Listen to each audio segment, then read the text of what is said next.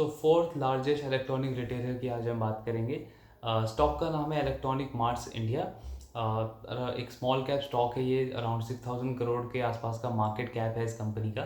And majority जो presence है इनका वो साउथ में है। अगर बिजनेस मॉडल की बात करें तो इलेक्ट्रॉनिक रिटेलर है ये कंपनी। एंड 70 से भी ज़्यादा ब्रांड्स के साथ में इनके टाइप्स हैं, पार्टनरशिप्स हैं, जिनके ये 6,000 से भी ज़्यादा प्रोडक्ट्स जो हैं वो अपने आउटलेट्स पे सेल करती है ये कंपनी। जो दो स्टेट्स में इनके सबसे ज़्यादा आउटलेट्स हैं, एक तो तेलंगाना है, दूसरा आंध्र प्रदेश। रिसेंटली इन्होंने लास्ट ईयर अगस्त में दिल्ली एनसीआर में एंटर किया है, बट अभी भी 96% रेवेन्यू जो है इनका वो तेलंगाना एंड आंध्र प्रदेश से ही आता है। सो ओवरऑल बिजनेस मॉडल बहुत ही सिंपल है, इलेक्ट्रॉनिक रिटेलर है। एंड जितने भी ये इलेक्ट्रॉनिक अप्लाइंसेस होते हैं, जैसे मोबाइल फ़ोन हो, टीवी हो, फ्रिज हो, एसी हो, वॉशिंग मशीन हो, ये सारे प्रोडक्ट्स ये कंपनी सेल करती है अपने आउटलेट्स पे। अगर इनका Q2 का रिजल्ट हम देखें तो अराउंड 7% से इनका रेवेन्यू ग्रो हुआ है। मार्जिन्स कंपनी के इम्प्रूव हुए हैं 6% से 7%। एंड नेट प्रॉफिट इस कंपनी का 55% से बढ़ा है ऑन अ YoY बेसिस। यानी रिजल्ट ओवरऑल ठीक ठाक है। ऑब्वियसली सेल्स ग्रोथ थोड़ी सी एवरेज है 7% के आसपास, बट स्टिल नेट प्रॉफिट इनका 55% यानी कि 55% से ग्रो हुआ है। इसके मेजर रीज़न एक तो ये है कि इनका जो इन्वेंट्री कॉस्ट है वो कंपेयर टू लास्ट ईयर बहुत ही कम रहा है इस क्वार्टर में। दूसरा, कंपनी ने अपने डेट काफ़ी कम किए हैं मार्च के लेवल से। अगर हम उसको कंपेयर करें तो लास्ट 6 मंथ्स में इन्होंने डेट अपने बहुत ज़्यादा कम किए हैं। एंड डेट कम करने से ऑब्वियसली जो इनकी इंटरेस्ट कॉस्ट है वो भी कम हो गई है। तीसरा, जो मार्केटिंग एक्सपेंसेस है एंड अदर एक्सपेंसेस हैं जो कंपनी के, वो भी कंपेयर टू लास्ट ईयर कम हुए हैं इस क्वार्टर में। सो ये इन तीन चार चीज़ों की वजह से इनके ओवरऑल एक्सपेंसेस कम हो गए। एंड दैट्स द रीज़न कि प्रॉफिट में एक सडनली बूस्ट आया। एंड 55% से इनका नेट प्रॉफिट ग्रो हुआ है इस क्वार्टर में। सो ऑब्वियसली ये सारी चीज़ें सस्टेनेबल नहीं है, बिकॉज अगर आपको बिजनेस को हेल्दी रेट पे ग्रो करवाना है, अपने प्रॉफिट को ग्रो कराना है ऑन अ कॉन्स्टेंट बेसिस, तो इट इज़ इम्पॉर्टेंट कि आप अपना सेल्स ग्रो करते रहें अच्छे रेट पे। एंड वहाँ से आपका वो प्रॉफिट ग्रोथ डिराइव हो, ना कि आप एक्सपेंसेस पे कंट्रोल करें। एंड बिकॉज एक्सपेंसेस पे हर क्वार्टर में आप ये एक्सपेक्ट नहीं कर सकते कि मेरे एक्सपेंसेस 15-20% से कम हो जाएंगे एंड उसकी वजह से मेरा प्रॉफिट बढ़ेगा। ऑब्वियसली शॉर्ट टर्म में बीच बीच में आपको ऐसे एडवांटेज मिलेगा, एक ऐसा ऑपरेटिंग लेवरेज मिलेगा, but on a long term basis अगर आपको बिजनेस ग्रो कराना है तो एक्सपेंसेस आपको करने पड़ेंगे, खर्चे आपको करने पड़ेंगे, मार्केटिंग पे आपको स्पेंड करना पड़ेगा एंड वहाँ से आपको प्रॉफिट डिराइव करना पड़ेगा। ऑल्दो इस बिजनेस ने अभी तक वैसा किया है, but this is the one quarter जहाँ पे ये इनका सेल्स ग्रोथ थोड़ा सा म्यूटेड है, बट स्टिल प्रॉफिट ग्रोथ अच्छी है, मार्जिन्स भी अच्छे रहे हैं इस कंपनी के। दो तीन मेजर हाइलाइट्स हैं इस कंपनी के Q2 के रिजल्ट के। एक तो इनका जो मोबाइल फ़ोन वाला सेगमेंट है वो मार्च 2023 तक अराउंड 37% कॉन्ट्रीब्यूट करता था इनके टोटल रेवेन्यू में। एंड जो लार्ज अप्लाइंसेस हैं, यानी कि कलर टीवी हो या फ्रिज हो या एसी हो या वॉशिंग मशीन हो, ये वाला सेगमेंट 50% कॉन्ट्रीब्यूट करता था टोटल रेवेन्यू में। बट लास्ट 6 मंथ्स में ये पूरा सिनारियो जो है वो बिल्कुल अपोजिट हो गया है। मोबाइल फ़ोन वाला सेगमेंट अब इनका 48% कॉन्ट्रीब्यूट करता है टोटल रेवेन्यू में, और जो ये लार्ज अप्लाइंसेस वाला सेगमेंट है ये अब 37% कॉन्ट्रीब्यूट करता है। इट मीन्स कि पिछले 6 महीनों में इनकी मोबाइल फ़ोन की जो सेल्स है वो काफ़ी ज़्यादा रही है compare to large appliances sales.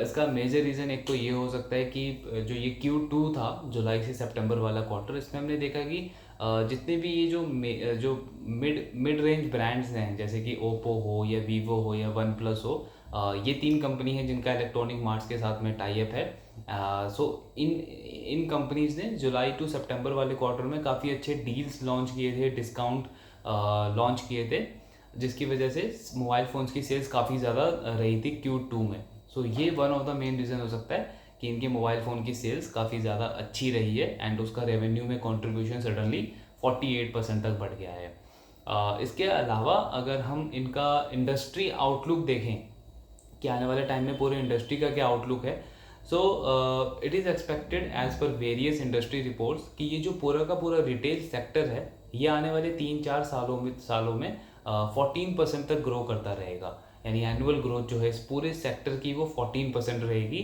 अगले 3-4 सालों तक के लिए। अब इसमें इंटरेस्टिंग पॉइंट ये है कि क्योंकि ई कॉमर्स और ऑनलाइन ऐप्स की वजह से काफ़ी ज़्यादा सेल्स जो है वो ई कॉमर्स की तरफ शिफ्ट हो गया है। बट इससे जो ये ब्रिक एंड मोटर वाले प्लेयर्स हैं, लाइक विजय सेल्स हो या क्रोमा हो या इलेक्ट्रॉनिक मार्ट्स हो, जिनका फिजिकल प्रेजेंस है, इनके बिजनेस पे बहुत ज़्यादा इफेक्ट नहीं पड़ रहा है।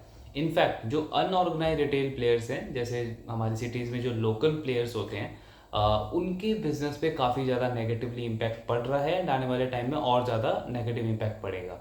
बिकॉज उनके पास कोई ऐसे रिसोर्सेज नहीं है, बिजनेस को वो ज़्यादा स्केल नहीं कर सकते, बहुत बड़े ब्रांड्स उनके साथ टाई अप नहीं करना चाहते, बिकॉज वहाँ पे उनको वो बड़ा मार्केट, बड़ा कस्टमर्स नहीं मिलेंगे जो इन ऑर्गेनाइज प्लेयर्स के साथ में मिल रहे हैं उन मेजर ब्रांड्स को। So these are the reason जिनकी वजह से जो अनऑर्गेनाइज प्लेयर्स हैं वो लगातार अपना मार्केट शेयर लूज करते जाएंगे, उनका सेल्स इफेक्ट होगा, प्रॉफिटेबिलिटी इफेक्ट होगी, at the end of the day उनका सर्वाइवल काफ़ी ज़्यादा डिफिकल्ट होता जाएगा इस इंडस्ट्री में। एंड उसका बेनिफिट ये जितने भी ऑर्गेनाइज रिटेलर्स हैं, जैसे क्रोमा हो या विजय सेल्स हो या इलेक्ट्रॉनिक मार्ट्स इंडिया जैसी जो कंपनी है, इनको इसका डायरेक्ट बेनिफिट मिलेगा। बिकॉज इंडिया में अगर आप अभी भी देखें तो ये जितने भी बेसिक प्रोडक्ट्स हैं, जैसे कि टेलीविज़न हो या फ्रिज हो या एसी हो, इनका जो पेनेट्रेशन है वो अभी भी 50% से भी कम है, 40% से कम है फ्रिज के केस में। एसी के केस में सिर्फ 16% पेनेट्रेशन है। जबकि अगर हम इसको ग्लोबल डेवलप्ड कंट्रीज़ के साथ में कंपेयर करें तो वहाँ पे उनके पॉपुलेशन का 95% जो हिस्सा है उनके पास ये जितने भी बेसिक प्रोडक्ट्स हैं ये ऑलरेडी हैं। सो अंडर पेनिट्रेशन हमारी कंट्री में बहुत ज़्यादा है compare to global average. And we all know कि आने वाले कई सालों तक के लिए हमारी जो जीडीपी ग्रोथ है वो ग्लोबल एवरेज से काफ़ी ज़्यादा अच्छी रहने वाली है। पर कैपिटा इनकम हमारा बढ़ने वाला है, ऑलरेडी बढ़ रहा है। सो ये जब लोगों की इनकम बढ़ेगी तो ऑब्वियसली ये जो बेसिक नेसेसिटी वाली चीज़ें हैं इन पे लोग ज़्यादा स्पेंड करते हैं। एंड अगर हम लास्ट 5-7 ईयर्स का डेटा भी देखें तो ये जो कलर टीवी है या एलईडी है या फ्रिज है या एसी है या वॉशिंग मशीन है, इन सारे प्रोडक्ट्स की सेल्स बहुत ज़्यादा बढ़ी है लास्ट 5 to 7 ईयर्स में। जैसे जैसे मिडिल क्लास लोगों का इनकम बढ़ी है, उनकी उनकी जो लाइफस्टाइल है वो अपग्रेड होकर एचएनआईज वाली कैटेगरी में चले गए हैं। जो लोअर इनकम ग्रुप जो सेगमेंट है वो धीरे धीरे मिडिल क्लास वाले सेगमेंट में आ रहा है। तो इन सारी चीज़ों से ये जो बेसिक प्रोडक्ट्स हैं इनकी ग्रोथ, इनकी डिमांड ऑलरेडी बढ़ रही है और आने वाले टाइम में बहुत ज़्यादा बढ़ने की एक्सपेक्टेशन है। सो ग्रोथ वाइज अगर हम देखें, आउटलुक वाइज देखें तो पूरा का पूरी इंडस्ट्री में बहुत अच्छा आउटलुक है एंड बहुत अच्छे ग्रोथ प्रोस्पेक्ट्स हैं। अब इलेक्ट्रॉनिक मार्ट्स इंडिया ने अभी तक काफ़ी अच्छा किया है, ऑल्दो अगर इनका हम ब्रांच एक्सपेंशन भी देखें कि कंपनी किस रेट से अपने नए नए स्टोर्स को ओपन कर रही है। सो अभी इनके करंटली 140 स्टोर्स हैं और इस क्वार्टर में इन्होंने अराउंड 14 नए स्टोर्स ऐड किए हैं इस फाइनेंशियल ईयर में, लास्ट 6 मंथ्स में। विच मीन्स कि इनका जो नए स्टोर्स खोलने की जो ग्रोथ रेट है वो अराउंड 22% के आसपास है। एंड कंपनी का long term revenue growth guidance भी 20 से 25% के आसपास है। इसका मतलब ये है कि जिस रेट पे आप नए स्टोर्स ओपन कर रहे हो ऑलमोस्ट वही आपका रेवेन्यू ग्रोथ गाइडेंस भी है, यानी कि अपने गाइडेंस के बिल्कुल डायरेक्शन में चल रहा है बिजनेस अभी। बिकॉज क्योंकि रिटेल बिजनेस में आप जितने ज़्यादा स्टोर्स ओपन करेंगे उतना ज़्यादा आपका टोटल एड्रेसेबल मार्केट बढ़ेगा, कस्टमर सेगमेंट आपका बढ़ेगा, आप ज़्यादा से ज़्यादा कस्टमर्स तक रीच कर सकते हैं एंड ऑब्वियसली उसका बेनिफिट आपके सेल्स पे, आपके रेवेन्यू पे पड़ेगा, उतनी ही तेज़ी से आपका रेवेन्यू भी बढ़ सकता है। सो ओवरऑल ग्रोथ आउटलुक काफ़ी अच्छा है इस बिजनेस का। करंट परफॉर्मेंस भी ठीक है, ऑब्वियसली सेल्स जैसी एक्सपेक्टेड थी वैसी नहीं रही इस क्वार्टर में, बट ओवरऑल नंबर्स इनके ठीक रहे हैं Q2 में भी।